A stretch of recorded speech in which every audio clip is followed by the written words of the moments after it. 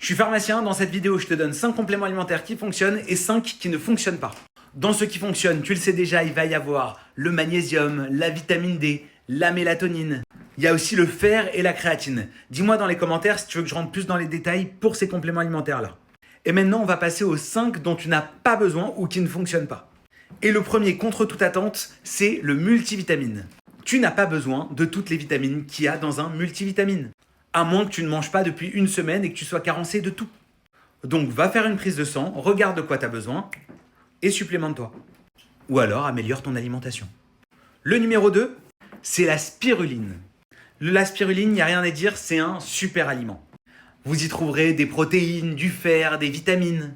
Le problème, c'est que si vous voulez que ça soit efficace, il y a tellement de choses dans des petites gélules qu'il faudrait en prendre 10, 15 gélules par jour pour que ça soit efficace. Donc pareil, prenez uniquement ce dont vous avez besoin. Le numéro 3 de ceux qui ne fonctionnent pas ou peu, c'est le vinaigre de cidre en gélule. Parce que oui, c'est vrai, le vinaigre de cidre va avoir un petit effet sur la glycémie. Mais par contre, en gélule, même problème, il faudrait en prendre trop pour que ce soit efficace.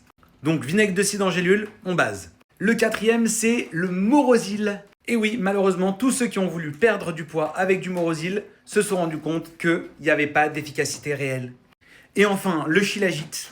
Donc ça, c'est une résine himalayenne vendue pour la testostérone, l'énergie, l'anti-âge et plein d'autres choses. Et déjà, il n'y a pas beaucoup d'études qui montrent que c'est vraiment efficace et surtout pourquoi ça serait efficace. Et en plus de ça, dans beaucoup de Shilajit aujourd'hui sur le marché, on retrouve des métaux lourds qui peuvent être dangereux pour la santé. Donc je ne sais pas vraiment si c'est efficace, mais en tout cas, ça peut être dangereux pour vous. Bref, abonne-toi si tu veux plus de conseils santé. C'était Mickaël Cohen, prends soin de ta santé et prends soin de toi.